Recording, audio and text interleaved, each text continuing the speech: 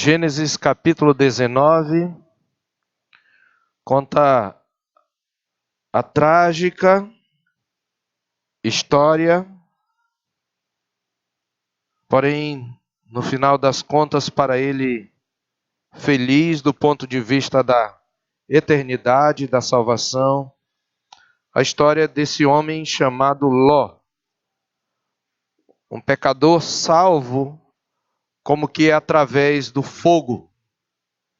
Este é o tema da nossa mensagem, salvo como que através do fogo.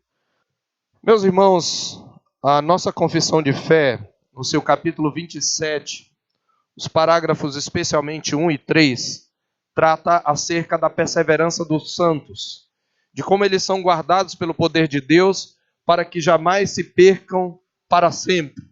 Assim diz o texto dos parágrafos 1 e 3 do capítulo 27 da confissão de fé.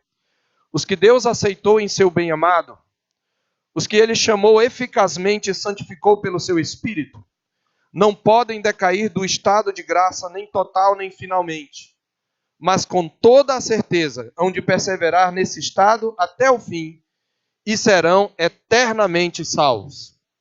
Então, está dizendo esse texto da confissão de fé que aqueles que Deus escolheu desde a eternidade e que chamou eficazmente em seu bem-amado Filho, não podem cair totalmente, nem podem cair finalmente, isto é, irreversivelmente, mas eles permanecerão no estado da graça e hão de perseverar até o fim. No entanto, o parágrafo 3 observa o seguinte: eles, porém, pelas tentações de Satanás e do mundo, pela força da corrupção neles restante e pela negligência dos meios de preservação, podem cair em graves pecados e por algum tempo continuar neles. Incorrem assim no desagrado de Deus, entristecem o seu Espírito Santo e de algum modo vêm a ser privados das suas graças e confortos. Têm os seus corações endurecidos e as suas consciências feridas.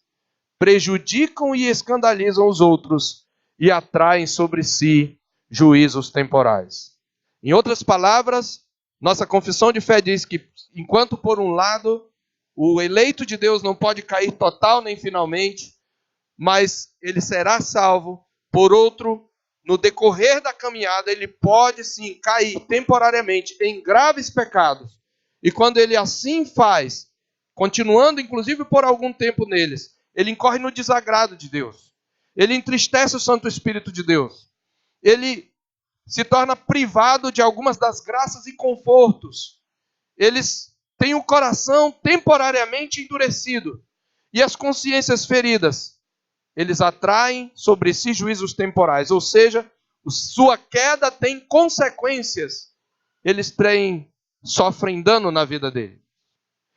Esses dois parágrafos da confissão de fé, eles apontam para o fato de que, se por um lado Deus é soberano e predeterminou tudo quanto há de acontecer, por outro, Deus criou o mundo e conduz a história do mundo num sistema aberto, regido por leis de causa e efeito.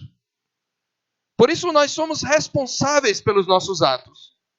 E por isso o que nós fazemos tem consequências sobre nossa vida e sobre a vida de outros, especialmente sobre aqueles a quem estamos ligados de um modo especial por um laço especial de solidariedade, quais sejam filhos, cônjuge, parentes, de um modo geral, pessoas que nos estão próximas. Ou seja, o fato de que Deus prometeu preservar até o fim aqueles a quem escolheu e chamou eficazmente, não anula o fato de que no decorrer da caminhada eles podem cair e que seus deslizes, suas quedas, seus pecados têm consequências. E mais do que isso, eu lembro as palavras de um pregador que eu já citei em mensagem anterior. Nunca nós desfrutamos isoladamente das consequências dos nossos atos. Não apenas nós desfrutamos isoladamente das consequências dos nossos atos, aqueles que estão relacionados a nós também sofrem. É interessante que, neste particular, a palavra de Deus nos diz em 1 Coríntios 14, que é possível alguém salvar-se, mas sofrer de algum modo um dano na sua vida. O apóstolo Paulo está no capítulo 3 de 1 Coríntios, especialmente a partir do verso 10, falando sobre a responsabilidade daqueles que trabalham na edificação do povo de Deus, que é a igreja. Ele fala do seu exemplo como prudente construtor. Ele adverte aqueles que estão edificando a igreja por meio da pregação do evangelho. E ele diz que o resultado dessa obra, o dia do juízo vai demonstrar. E ele faz uma advertência muito séria, sobretudo aqueles que trabalham na edificação da igreja através do ministério da palavra. Ele diz no verso 13 que manifesta se tornar a obra de cada um, pois o dia, aqui referindo-se ao dia do juízo, a demonstrará. Porque está sendo revelada pelo fogo, e qual seja a obra de cada um, o próprio fogo o provará. E como é que o fogo do juízo vai provar a obra de cada um? Ele diz, se, quando o fogo vier, permanecer a obra de alguém que sobre o fundamento edificou, esse receberá galardão. Se você observar, no verso 10 ou no verso 11, o apóstolo Paulo fala do fundamento dessa obra que é Jesus Cristo. A obra é a igreja, é o corpo de Cristo. Conjunto dos salvos, dos eleitos. Ninguém pode remover esse fundamento, que é Jesus Cristo. Mas é possível que alguém mantenha o fundamento, mas construa com material perecível. Por isso ele diz no verso 12, contudo que se alguém edifica sobre o fundamento é ouro, prata ou pedras preciosas, madeira, feno ou palha. Veja, os 3 primeiros tipos de materiais são materiais não perecíveis, material precioso, e os 3 últimos tipos são material perecível, que pode ser queimado. Ele está dizendo, se o que você edifica sobre o fundamento que é Cristo é um material sólido ou é um material perecível, a obra do julgamento, do juízo de Deus vai manifestar e vai julgar. E aí ele diz, se permanecer a obra de alguém que sobre o fundamento edificou, esse receberá galardão. Mas veja o verso 15, este é o nosso ponto. Se a obra de alguém se queimar, sofrerá ele dano, mas esse mesmo será salvo. Todavia, como que através do fogo. Não é nosso foco expor este texto, mas eu só quero mostrar que ele mostra, pelo menos, que ele está ensinando, pelo menos, que é possível alguém ser salvo, mas parte daquilo que ele faz e que julga estar fazendo para Deus vai se perder e ele vai sofrer dano. E ele vai ser salvo, muitos crentes serão salvos como que através do fogo. E aqui a figura é de alguém que no incêndio passa por entre as chamas, tem as suas roupas chamuscadas e sai, é liberto da morte, mas fica fedendo a fogo, a fumaça. Essa é a ideia. Pois bem, meus irmãos, a história de Ló é exatamente a história de um homem que foi salvo, mas que sofreu grande dano na sua vida e da sua família pelas escolhas que fez. Ele foi salvo, mas saiu praticamente de entre as ruínas de Sodoma, chamuscado pelo fogo. E a pergunta que fazemos é se nós gostaríamos de ter o mesmo destino de Ló. Quanto às consequências que ele sofreu dessa queda temporal da sua vida. É isso que nós gostaríamos de demonstrar aqui nesta noite. E para nós entendermos, eu quero que você lembre que o capítulo 19 é o último episódio daquela trilogia, daquela série de 3 narrativas da relação entre Abraão e Ló, da qual nós já vimos 2 episódios iniciais em sequência. Você lembra? Capítulo 13, você precisa abrir lá. Você tem um conflito entre Abraão e Ló. No capítulo 14, você tem Abraão resgatando Ló de Sodoma. E agora, depois de um intervalo de 5 capítulos, 4 capítulos, nós temos o terceiro e último episódio dessa história, dessa relação entre Abraão e Ló.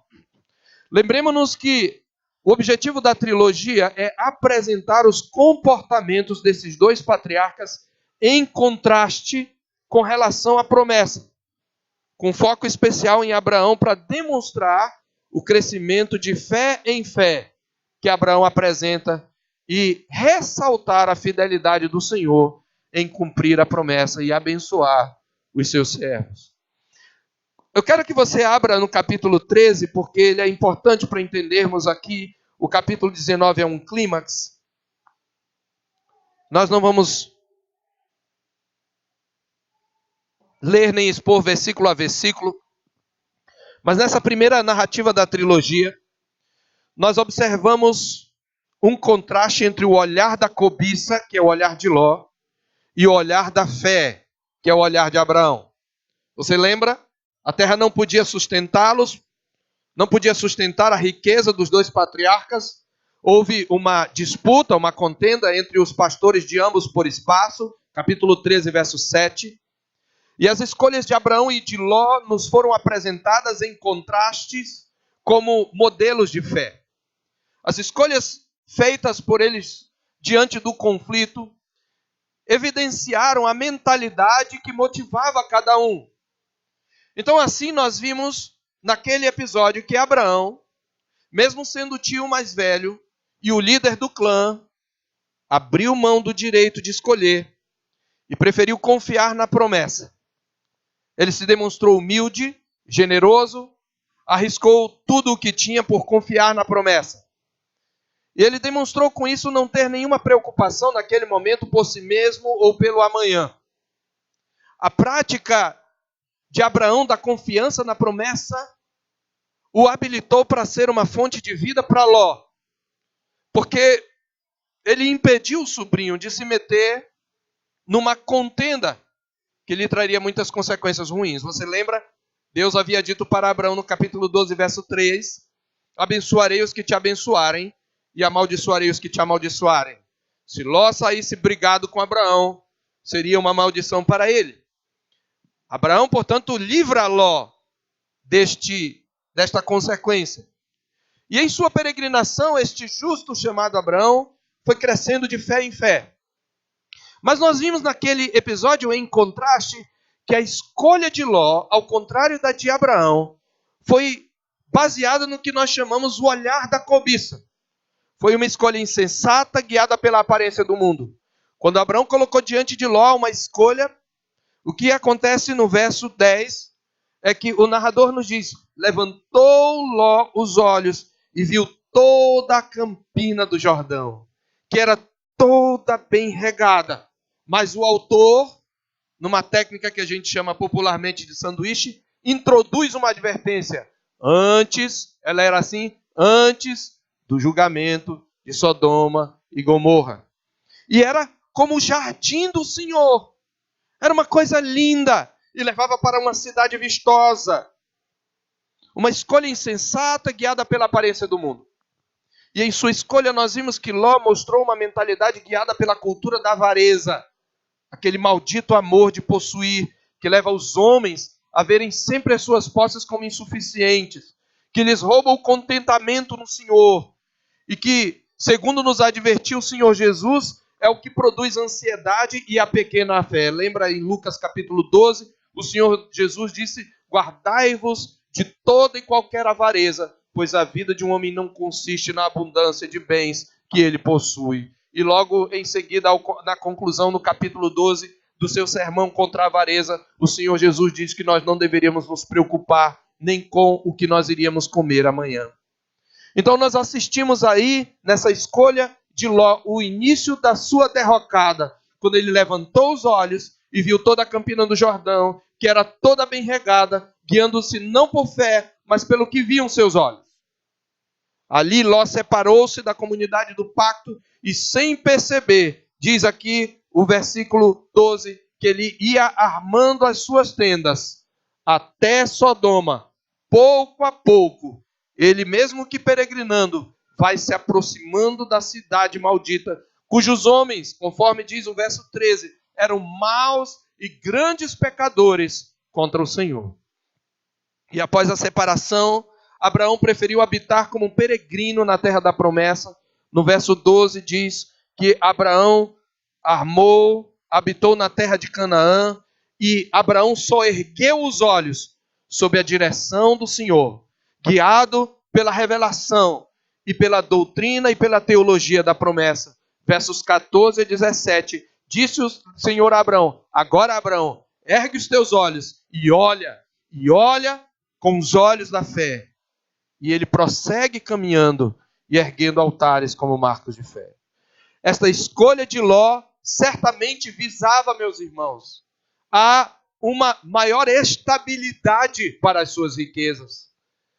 Ele já era um homem rico, mas ele se preocupava no que ia fazer para que mantivesse as suas riquezas. Talvez ele se preocupasse com um futuro para as suas filhas, mas ele escolhe segundo o olhar da cobiça e não segundo o olhar da fé. Ele escolhe a estabilidade da cidade dos homens e não a peregrinação na terra da promessa, a cidade que tem fundamentos. E esta escolha de Ló vai ter consequências na sua vida. Já no segundo episódio, no capítulo 14, nós vimos a primeira consequência da escolha baseada na cobiça e não na confiança nas promessas. Ló, no versículo 12, já rendido à falsa promessa de estabilidade e segurança da cidade dos homens, não habitava mais em tendas, mas numa cidade amuralhada, fortificada, e no entanto ele tem a sua vida e os seus bens ameaçados, quando é levado cativo e precisa ser resgatado. Abraão então resgata o seu sobrinho, e não só a ele, mas as cidades da campina também são resgatadas por Abraão.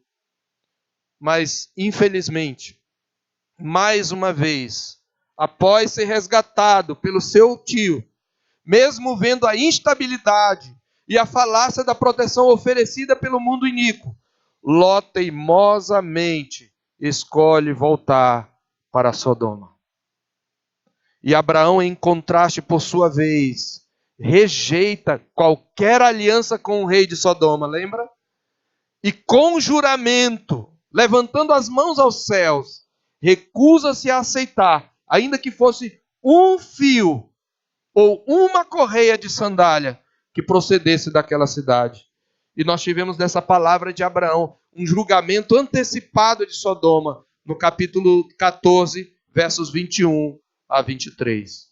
Agora então chegamos finalmente no capítulo 19, onde nós temos o terceiro episódio e um terceiro contraste, muito marcante entre eles dois, que vai de alguma maneira determinar se não o destino final, mas os danos ou as bênçãos que cada um vai receber. Como causa secundária, as escolhas desses homens são instrumentos de Deus para trazer na sua vida bênção ou juízo. E aí, quando nós olhamos para o capítulo 19, nós devemos contrastá-lo com 18. Porque o que você tem aqui no capítulo 18 e no 19 são dois anfitriões. Observe, os capítulos 18 e 19 formam o que a gente chama de paralelismo, eles estão em paralelos. Observe que ambos recebem uma visita, ambos estão assentados quando recebem essa visita. Ambos os capítulos descrevem a recepção dos visitantes por parte dos anfitriões. Ambos relatam uma série de diálogos e também uma descrição dos objetivos da visita. E em ambos é uma visita divina. Só que há uma série de contrastes entre eles. E eu quero expor esse texto apresentando, antes de tudo, esses contrastes. Primeiramente isto. Eu quero, então, analisar os dois anfitriões. Primeiro contraste. Observe no capítulo 18, verso 1, que o narrador, ao colocar esses contrastes, não só na atitude deles, mas na estrutura das narrativas, ele está demonstrando que perspectiva eles estão seguindo. São dois justos, são dois crentes, eles serão salvos, mas um como que através do fogo. Quais são os contrastes? Primeiro, Abraão recebe a visita do Senhor, e quando ele a recebe, ele está assentado onde? À entrada da tenda. E por que o narrador nos diz isso? A tenda é onde habita o peregrino. O narrador está nos dizendo que Abraão permanece um peregrino da fé. Ele permanece olhando para a promessa, olhando para a cidade que tem fundamentos. Mas Ló, capítulo 19, verso 1, quando vê os anjos, ele está também assentado, mas a entrada de onde? Da cidade de Sodoma. Observe aí. Ou seja, Ló escolheu a estabilidade ilusória da cidade dos homens, mesmo tendo tido a sua vida posta em risco. Além disso, o encontro do Senhor com Abraão se dá de dia, no maior calor do dia, diz o capítulo 18, verso 1, enquanto que os anjos chegam à cidade de Sodoma ao anoitecer, o que é um prenúncio em cada caso do desfecho de cada encontro. Mas há ainda um segundo contraste. Em seu diálogo com Abraão, o Senhor revela que vem para confirmar a promessa. A promessa que vai redundar em bênção para todas as nações e em salvação, inclusive para Ló. Mas em seu diálogo com Ló, quando os anjos conversam com ele, eles revelam a Ló que a terra que ele escolheu está irremediavelmente destinada ao fogo. Enquanto que no primeiro é um diálogo que anuncia a promessa, o cumprimento da promessa e a bênção que trará salvação, no outro diálogo se anuncia o juízo e o fogo eterno, e o fogo temporal de Deus sobre aquela cidade. E um terceiro contraste, quando você olha as ações de hospitalidade de cada um anfitrião. Observe que os atos de hospitalidade de Abraão são realizados com pressa, demonstrando diligência e disposição em servir. Observe aí, ele levanta os olhos no verso 2, e quando ele os vê, o que ele faz? Correu da porta da tenda. E aí ele diz: Senhor meu, se acho mercê em tua presença, rogo-te que não passes do teu servo. Não vá embora, fique aqui. Trarei um bocado de pão. Veja, no verso 6, então no verso 2 ele correu para prostrar-se aos pés. No verso 6, apressou-se, pois, Abraão e disse para Sara: apressa-te, amassa depressa 3 medidas de farinha. Depois no verso 7, Abraão de novo correu ao gado e deu um novilho para o criado que se apressou em prepará-lo. Observe a ênfase na pressa. É interessante que nessa recepção, Abraão oferece a eles o que ele chama de um bocado de pão. Olha, como um bocado de pão, isso é um sinal de humildade. Você viu o que ele preparou? Veja quanta coisa, não é um pão qualquer, pão assado ao borralho. É algum tipo de pão especial, mas algum quitute que Sara sabia fazer. Um novilho tenro e bom, leite, coalhada. Põe tudo diante deles, é o que ele chama de um bocado de pão. Já na descrição da refeição que Ló oferece aos anjos, no verso 3, diz que ele lhes deu um banquete, mas o narrador ironicamente diz que ele fez assar pães asmos. E pães asmos são pães sem fermento. Não há uma descrição tão detalhada e rica do que seria esse banquete. Abraão, como mediador pactual na conversa com o Senhor, intercede por Ló numa luta de fé e oração, obtendo a resposta à sua petição. Mas Ló intercede junto aos homens de Sodoma, utilizando-se de armas carnais e não dependendo do Senhor. Ló, embora se revele um anfitrião preocupado com o bem-estar dos seus hóspedes, vai se revelar um anfitrião desastrado. O narrador menciona, então, como que Ló se torna um homem vagaroso. Adentrando, então, a narrativa, nós vamos ver como, em contraste com Abraão, Ló se revela um homem vagaroso, um homem pesado, típico de um sedentário da fé, que fez escolhas que emperraram a sua caminhada e trouxeram danos para a sua família. Então nós chegamos ao capítulo 19 propriamente, e observe que ao anoitecer vieram os 2 anjos a Sodoma, a cuja entrada estava Ló assentado, e uma informação que é importante é que Como a maioria dos irmãos já sabem, a entrada das cidades era o seu centro cívico e comercial. As cidades eram amuralhadas, fortificadas, e a muralha era tão larga que cabia muita gente embaixo do portão. E era para ali que iam os juízes. Nós temos uma cidade-estado, não há propriamente um trono ou um palácio, mas os juízes da terra, o próprio rei, talvez, ficava ali na cidade, na porta da cidade, e os negócios eram resolvidos ali. Então, o fato de Ló estar à porta da cidade indica que ele era um homem que alcançou certa posição na cidade, possivelmente um dos juízes da cidade, porque ele era um homem justo. E ainda que a cidade de Sodoma fosse ímpia, percebia nele valores pelos quais valia a pena colocá-lo como juiz, no julgamento. Porque tinham certeza que sua causa seria atendida com justiça. Então ele está sentado ali à porta da cidade. Mas uma coisa que logo se apresenta aqui é a impiedade de Sodoma. É isto que essa primeira cena nos mostra claramente. Veja que a preocupação de Ló com a segurança dos seus hóspedes, ela acontece desde a recepção, e isso revela o conhecimento que ele tinha da ameaça que representava os habitantes da cidade. Observe que Ló levantou, foi ao encontro deles, prostrou-se rosto em terra. Ao que parece, ele ainda não sabe que são anjos, mas talvez pela sua vestimenta, imaginasse que fossem homens nobres. São aqueles dois anjos que tiveram com o Senhor a visitar Abraão. E agora Ló então imagina que são homens de posses, homens nobres. E aí ele diz, olha, vinde para a casa do vosso servo, pernoitai nela, lavai os pés. Só que ele não diz como Abraão, olha, não passe do seu servo, fica aqui, depois vocês seguem. Aqui a ênfase é em seguir o caminho e não em ficar. Veja, vinde, pernoitai na minha casa, lavai os pés. Levantar-vos-ei de madrugada. Ele já está sugerindo que de madrugada eles se levantem para seguir o caminho. E não é porque ele era um mau hóspede, não. Ele sabia do perigo que aqueles homens estavam correndo. Este é o ponto.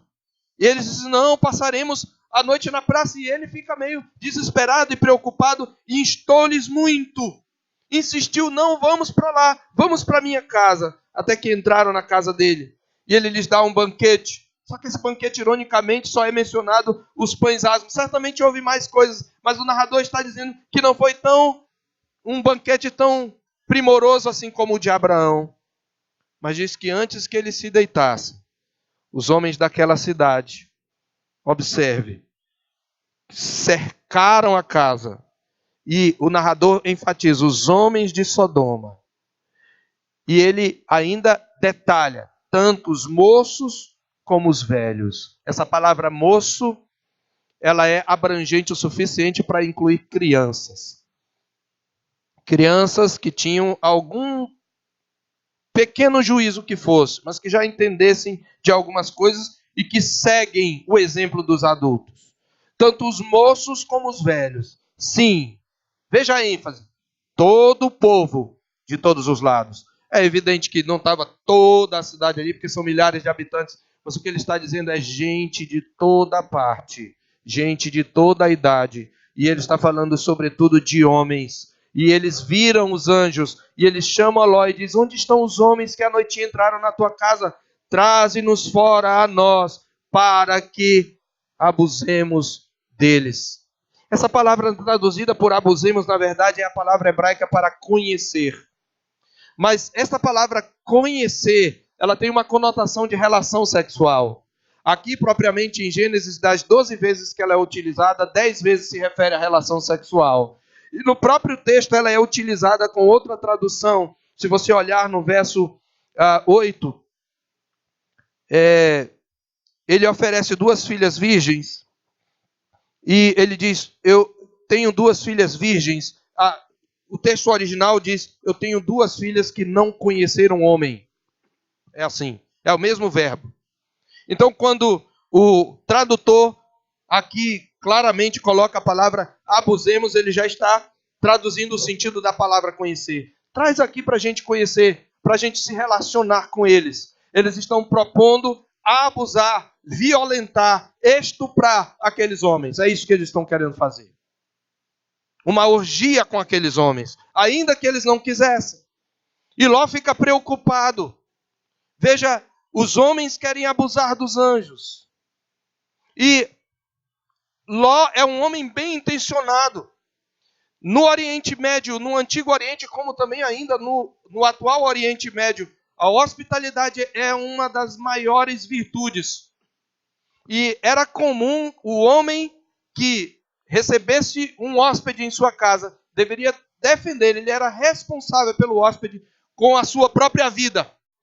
Então Ló tem uma atitude que de certa maneira é nobre, mas o método que ele usa é um método pecaminoso, é um método de Sodoma. Porque veja, ele poderia no máximo dizer, não, o que vocês tinham para fazer com ele, façam comigo. Mas com ele não. Mas o que ele faz? Oferece as 2 filhas virgens. Olha, eu tenho 2 filhas virgens. Ou seja, ele troca os valores. É claro que ele tem que proteger, tentar proteger aqueles homens, mas as suas filhas deveriam ser consideradas mais importantes. E ele, em vez de confiar no Senhor, no livramento do Senhor, ele adota um método carnal, um método mundano. Ele oferece as próprias filhas para serem violentadas, para serem violadas. É isto que está acontecendo aqui. Portanto, Ló se vale de recursos carnais para resolver seus conflitos. Ele põe a vida das filhas em risco para proteger os anjos. Ele se revela um completo trapalhão. E ele tenta proteger seus hóspedes, mas ele precisa ser protegido por eles. Veja o que diz lá no verso 9. Dizem os habitantes: retira-te daí, sai daí, Ló. Veja, só ele é estrangeiro. Veio morar entre nós e pretende ser juiz em tudo. O que dá a entender que Ló, de alguma maneira, participava de julgamentos na cidade. Porque estão falando, ele quer ser juiz em tudo, quer mandar em tudo. Porque o mundo é assim. Ele consegue reconhecer um pouco de virtude no crente e até, de alguma maneira, chamar o crente para ajudar. Reconhecendo o valor que o crente tem pela sua integridade, pela sua honestidade, pela sabedoria que Deus lhe dá, o mundo pode colocar você numa posição de honra, como aparentemente Ló tinha essa posição lá na cidade. Mas, quando há um confronto entre os valores dessa cultura e desse mundo, aí ele esquece de quem você é. Ou melhor, ele considera o que você é um entrave para os seus planos nefastos e pecaminosos. Então eles dizem, sai daí, nós vamos fazer a ti pior do que a eles. Eles não querem, veja, são 2 mulheres virgens, e eu não estou dizendo aqui que eles deveriam aceitar ou coisa parecida. O que eu estou dizendo é que eles são pervertidos. O desejo deles é homossexual. Eu vou repetir. Estou sob a proteção da lei, se não estivesse, falaria do mesmo jeito. O desejo deles é um desejo pervertido e homossexual. Eles querem ter sexo com aqueles homens, sendo eles também homens. Isso revela o grau de perversão de Sodoma. Ainda teremos uma segunda mensagem sobre este texto. E nela veremos que há outros pecados que são denunciados na palavra de Deus em relação a Sodoma. Mas particularmente aqui, eles querem participar de uma orgia e eles querem estuprar aqueles homens.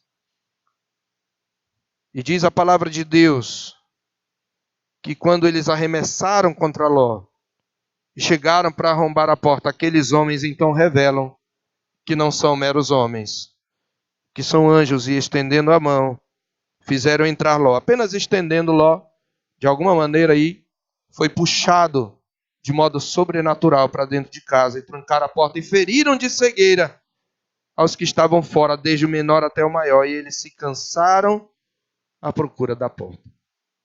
Na cena seguinte, a partir do verso 2, então, os homens advertem a Ló, depois dessa demonstração de impiedade, eles estão agora avisando a Ló, observa, veja a misericórdia do Senhor demonstrada não só para com Ló, mas para com sua família. Veja a oportunidade que o Senhor lhes dá. Tu tens aqui alguém mais dos teus, genro, teus filhos e tuas filhas, todos quanto tens na cidade, faze-os sair deste lugar, pois vamos destruir este lugar, porque o seu clamor se tem aumentado, chegando até a presença do Senhor, e o Senhor nos enviou a destruí-lo. Que tu tiveres aí mesmo genros, veja, se ele tivesse genros, seriam homens ímpios, homens incrédulos. Mas o Senhor está estendendo a oportunidade de salvação. Está dizendo, olha, chama todo mundo. E o que é mais interessante, queridos, é que Ló não tem autoridade com seus genros. Mesmo sendo um homem crente, um homem justo, as escolhas que ele fez, a cultura da avareza que ele abraçou, lhe tira a autoridade. Porque quando o crente abraça os pecados da sua cultura, a visão do mundo, ele perde a autoridade. E olha o que diz o verso 14. Então saiu Ló e falou aos seus genros, aos que estavam para casar com suas filhas, e disse, levantai-vos, saí deste lugar, porque o Senhor há de destruir a cidade. Acharam, porém, o quê? Que ele gracejava com eles. Esse Ló é um piadista. Ô Ló, para de brincar com a gente. Tá me tirando, Ló? Eu estou falando a verdade. Mas olha, é muito cínico e engraçado. Essa palavra gracejar é a mesma palavra de onde vem a palavra Isaac, lembra? Ela já foi usada aqui. Riram dele. Ele não tem autoridade. Ele ficou tão perto de Sodoma. Ele se aliou de tal maneira com Sodoma que mesmo sendo um crente, ele não tem autoridade. Quando o crente fala de uma bendita esperança, quando o crente fala de um juízo final, quando o crente diz com a sua boca que ele é peregrino nesta terra, mas as suas escolhas, as suas atitudes revelam um apego às coisas desse mundo, será que as pessoas vão acreditar nele? Quando ele diz que o Senhor é o seu bem maior, mas ele briga por causa de riquezas, ou o seu maior esforço está em busca de uma estabilidade para a sua vida e para os seus filhos, será que o mundo vai acreditar nele que o Senhor é o seu bem maior? É claro que não. Este homem, mesmo sendo justo, perdeu a autoridade para falar de juízo, porque ele tinha sido livre de um juízo, livre de uma prisão, livre de um cativeiro, e ele volta para Sodoma. Como pode Sodoma acreditar nele? Então o crente, quando ele faz escolhas mundanas, ele perde a autoridade. E eu não estou falando aqui de imoralidade. Ló não era um imoral, ele não se contaminou. A Bíblia diz lá em 2 de Pedro que ele se afligia com a impiedade, mas ele não queria fugir, ele não queria sair, ele não queria se desprender da estabilidade. Preste atenção, crente, estabilidade, um emprego bom, um salário bom, o melhor colégio para os meus filhos. Ah, mas isso é tão precioso. Cuidado, irmãos. Ele perdeu a autoridade. E o que mais acontece aqui, você lembra que Abraão se revela um homem diligente nas suas ações, sempre correndo. A palavra pressa é uma palavra-chave no capítulo 18. Mas Ló, ele vacila em se desvencilhar da cultura mundana da avareza. Além de usar armas carnais em vez de usar as armas espirituais que Abraão usou ao interceder por ele. Além de oferecer as próprias filhas para serem violentadas para proteger os seus hóspedes. Além de tentar alertar os genros sem autoridade, levando-os a pensar que ele estava brigando com eles e não lhes darem crédito. Diferentemente dos movimentos de Abraão na narrativa anterior, as ações de Ló revelam indolência. Observe como Ló se demora em atender à advertência. Veja o que acontece ao amanhecer.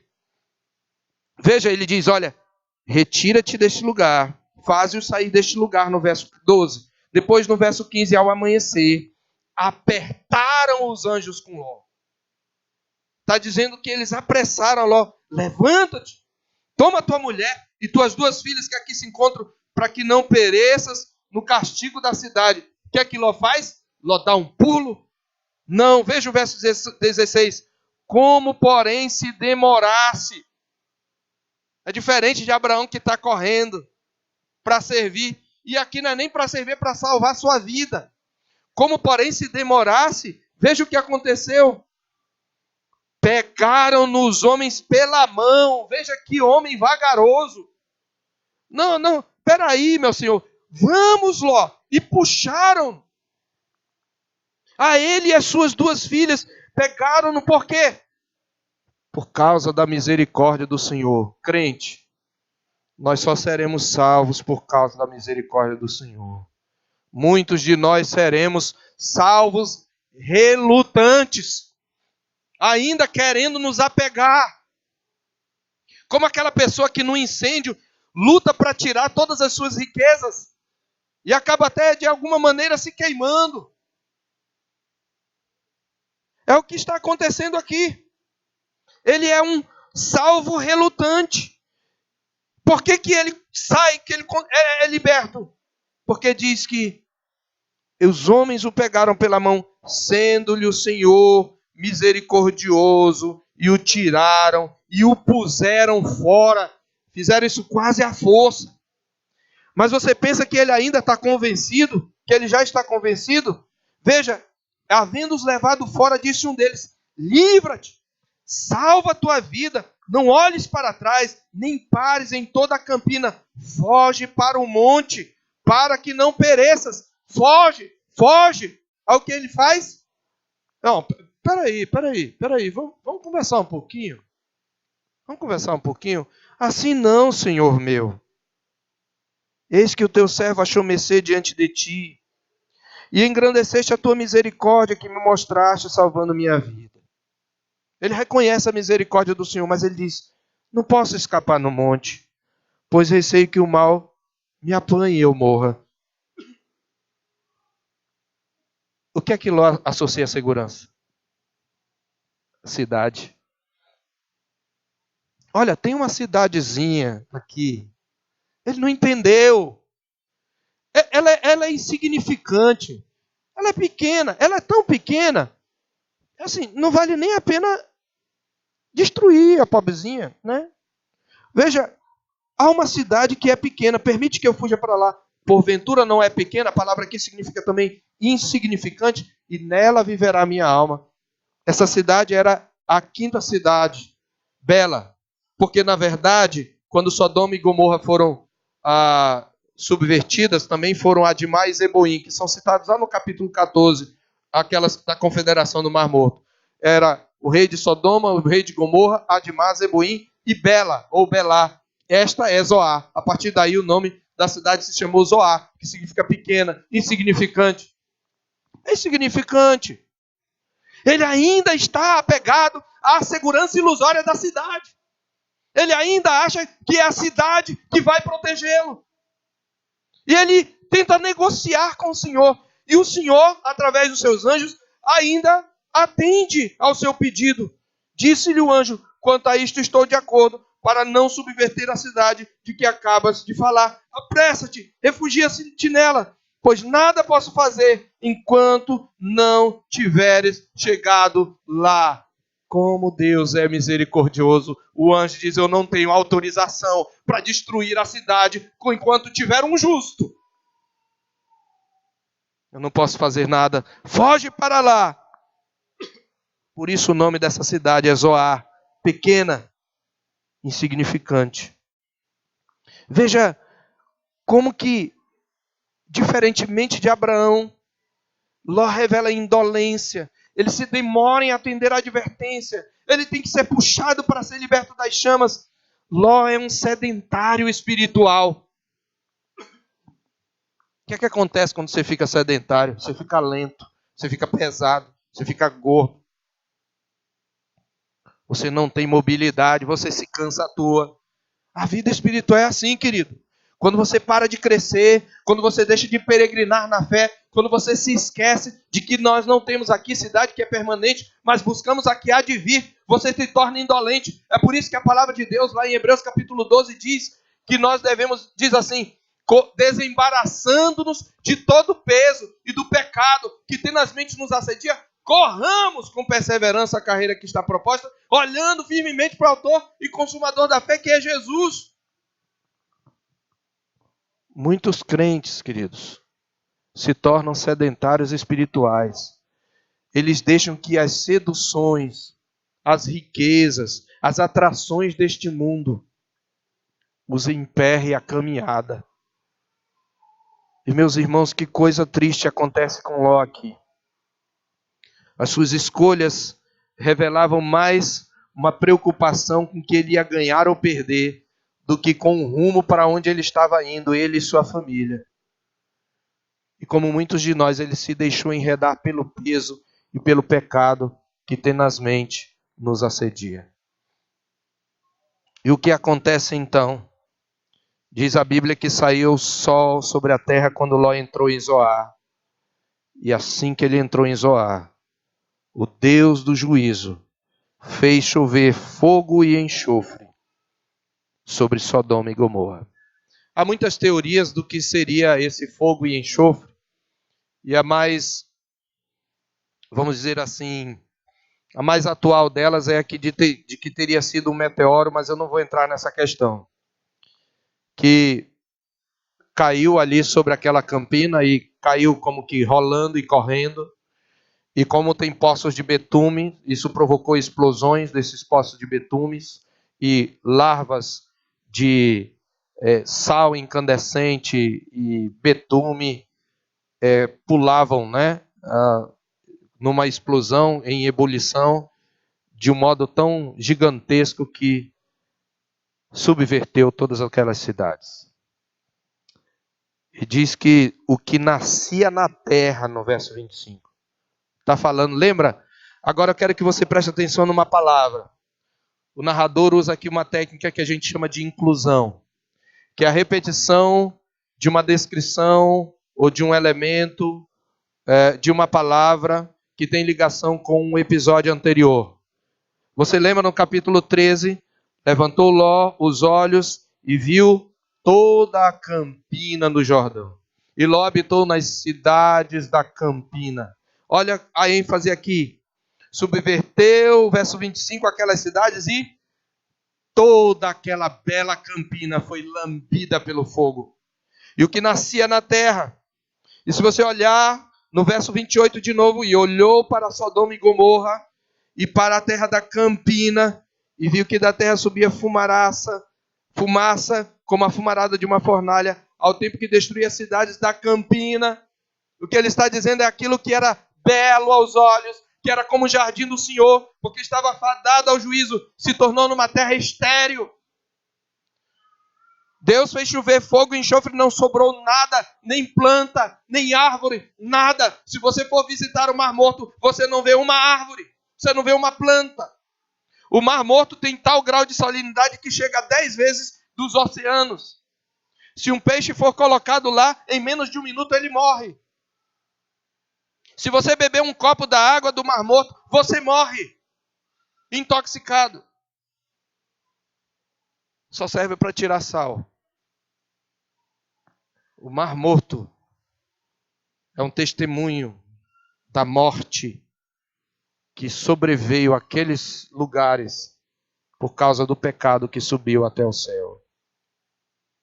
Da esterilidade da cidade dos homens que constroem e edificam uma proteção contra Deus. E meus amados, olhem que, no entanto, ainda haveria mais coisa para acontecer.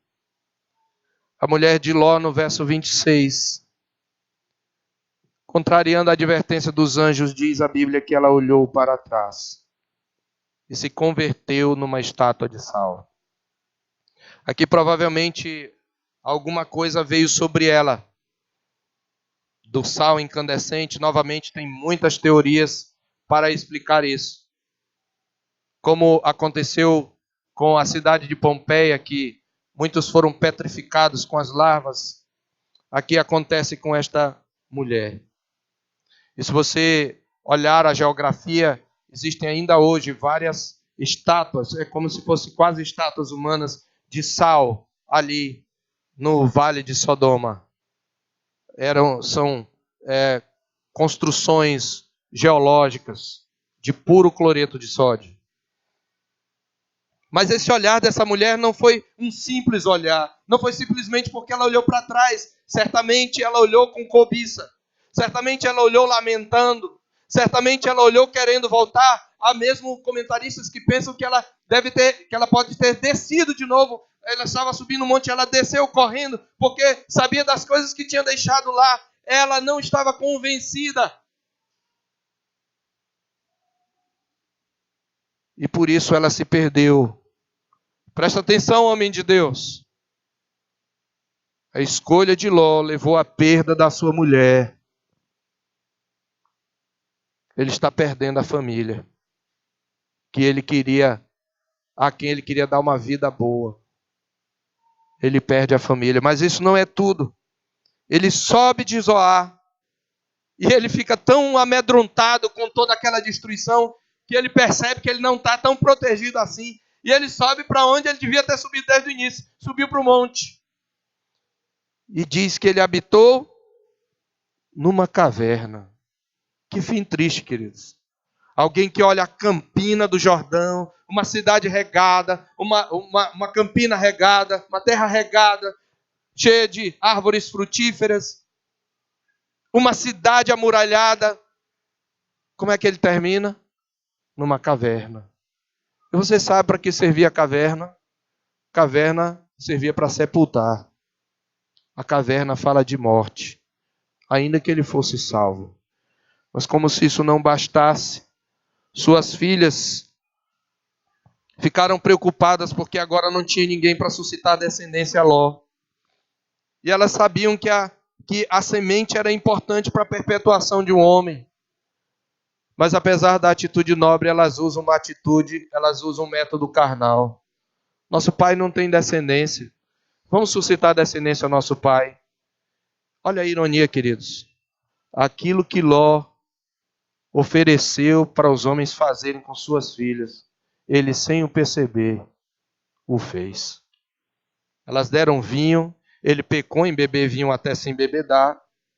A Bíblia não condena beber vinho, mas condena a embriaguez. E ele de tal maneira ficou tomado pelo vinho que a maior deitou-se com ele. Teve relações com ele. A mais velha e disse para a mais nova: olha, ontem eu tive incesto. Onde elas aprenderam isso? Pais, cuidado com quem os seus filhos andam. Elas aprenderam com Sodoma. Veja, elas eram virgens. Ele conseguiu criá-las virgens. Mas elas aprenderam com Sodoma os métodos para resolver seus problemas e seus conflitos. Pai, cuidado. Você sabe com quem seu filho estuda. Você visita no dia que tem a visita dos pais, que eu esqueci o nome agora. Dia pedagógico, né? Plantão pedagógico. Quantos pais? Minha esposa estava falando com tristeza. Só foram 5 pais. Pai, você sabe que seu filho está estudando. Quem são os professores dos seus filhos? Com quem ele está aprendendo? Você que por preguiça deixa o seu filho o dia todo com o celular. Preste atenção no que você está fazendo. Ele está aprendendo as coisas do mundo. E às vezes, mesmo tendo sentimentos nobres, ele vai usar os métodos que ele aprendeu. Mais do que isso, elas aprenderam com o próprio pai, porque elas ouviram quando ele as ofereceu. Então agora é uma coisa mais nobre ainda, é pelo bem do nosso pai. E elas então se deitam com o pai, praticam o incesto. E que isto é pecado, é claro, porque elas têm que embebedá-lo, porque se ele tivesse sóbrio, ele não teria aceitado. Perceba aqui, crente, ele está perdendo a sua família. Ele é salvo, mas com dano da sua família. A sua mulher se perde, as suas filhas são violentadas por ele mesmo sem perceber. E elas têm 2 filhos. E a ambos elas chamam filho do meu pai. A primeira chama o seu filho de Moab. Mo é um prefixo de pertencimento. E a palavra Av é a palavra pai, é do meu pai. É isto que significa. E a outra chama o seu filho Ben-Ami. A palavra Ben é filho. Ami é meu povo, ou minha gente, minha família, meu pai. Só que ele é o ancestral dos filhos de Amon, diz aqui. e Amon significa perverso, pervertido. Esses dois povos se tornaram um entrave na vida do povo de Israel. Pai, com quem seus filhos andam? O que você transmite para eles, como você lida com as finanças, quando você lida com o futuro, quando você lida com a carreira. Mãe que tem sido aliciada pelo feminismo a buscar uma carreira, a estudar, a trabalhar fora. Onde os seus filhos estão? Com quem eles estão sendo criados? O que está sendo ensinado para eles? O que você está passando quando você se apega à sua carreira para eles em termos de valores? Mãe, cuidado com o fim da sua vida. Existem muitos pais que perderam sua família. Eu conheço homens de Deus, homens piedosos que morreram em Cristo, mas ficaram com os filhos ateus. Pais, cuidado com as escolhas. Porque você pode ser salvo, mas como que através do fogo e a sua família pode sofrer o dano? O que será do futuro dos seus filhos? Por que Ló foi salvo?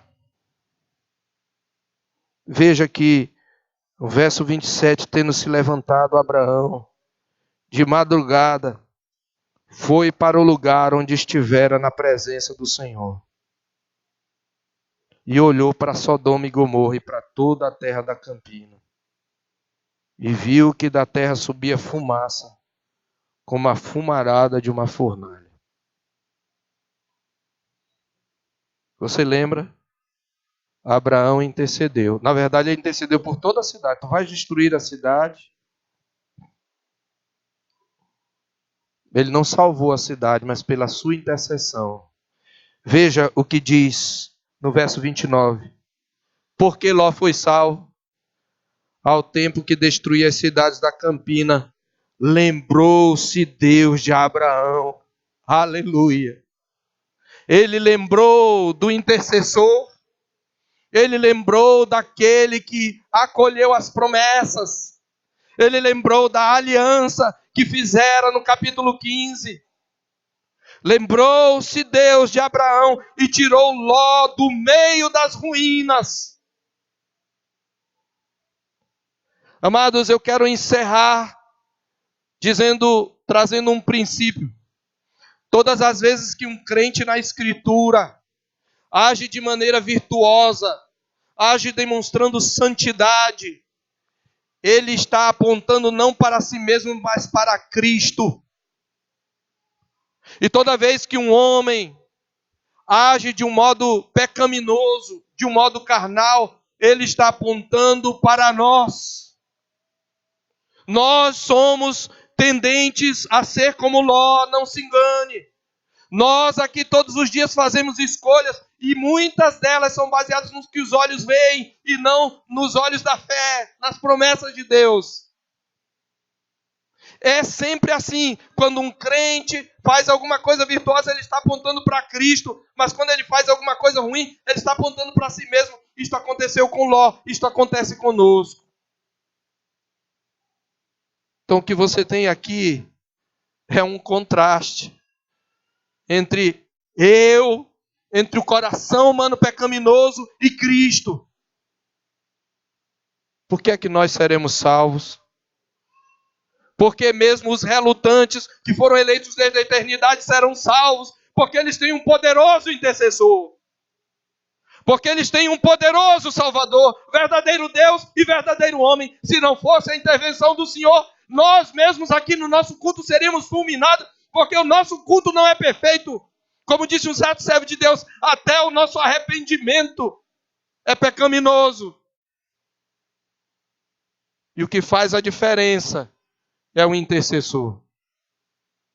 É por isso que a nossa confissão de fé, acerca da qual eu falei, ela diz no parágrafo 2 do capítulo 27, que esta perseverança dos santos não depende do livre-arbítrio deles, mas da imutabilidade do decreto da eleição, procedente do livre e imutável amor de Deus Pai, na eficácia e no mérito da intercessão de Cristo, na permanência do Espírito e da semente de Deus neles, e da natureza do pacto da graça. De todas estas coisas vem a certeza e infalibilidade da nossa salvação. Porque se depender de nós estaríamos perdidos. Mas lembre-se, nossos atos têm consequências. Que escolhas nós temos feito, queridos, diante dos conflitos da vida? Essas escolhas terão consequências. Já se haviam passado cerca de, no mínimo, 15 anos, desde que Ló escolhera as cidades da campina. Às vezes demora tempo para você perceber as consequências da sua escolha. Filhos aqui presentes, prestem atenção. Vocês estão sendo criados dentro do pacto. Vocês estão sendo educados, ainda que imperfeitamente, debaixo da aliança. Aproveitem isso. Desenvolvam um temor do Senhor. Cuidado com as escolhas que fizerem. Muitos jovens se afastam do Senhor e até voltam, mas com muitas consequências, com muitos danos. A lamentar. Que a advertência da palavra do Senhor venha falar ao nosso coração. Pois o juízo de Sodoma e Gomorra, ele foi um tipo e um padrão e um prenúncio para o juízo que virá sobre o mundo quando da vinda do nosso Senhor Jesus Cristo. E para concluir, é por isso que o apóstolo Pedro, ele nos diz, na sua segunda epístola, no capítulo 2, os versos 6 a 9, mencionando Sodoma e Gomorra, ele assim diz: e não poupou, verso 6, e reduzindo a cinzas as cidades de Sodoma e Gomorra, ordenou-as à ruína completa, tendo-as posto como exemplo a quantos venham a viver impiamente. Elas são um exemplo. E livrou o justo Ló, afligido pelo procedimento libertino daqueles insubordinados. Porque este justo, pelo que via e ouvia, quando habitava entre eles, atormentava sua alma justa a cada dia, por causa das obras iníquas daqueles. Veja, ele atormentava sua alma, mas não saía de lá. É porque o Senhor sabe livrar da provação os piedosos e reservar sob castigo os injustos para o dia do juízo. Nós vamos ainda falar sobre este texto, da perspectiva das filhas de Ló e da mulher de Ló, mas eu gostaria que você refletisse. Veja as consequências da escolha desse homem. E veja a grande misericórdia do Senhor de puxá-lo para fora. Esta é a nossa esperança, esta é a nossa segurança, que o Deus misericordioso, pela intercessão do nosso Senhor Jesus Cristo, filho de Abraão, há de livrar todos aqueles a quem ele chamou eficazmente em seu filho. Mas que não tomemos essas advertências por coisa de somenos, pois nossas escolhas hão de ter consequências. As suas escolhas vão ter consequências que talvez demorem anos para você perceber. Curvemos nossa cabeça e oremos ao Senhor.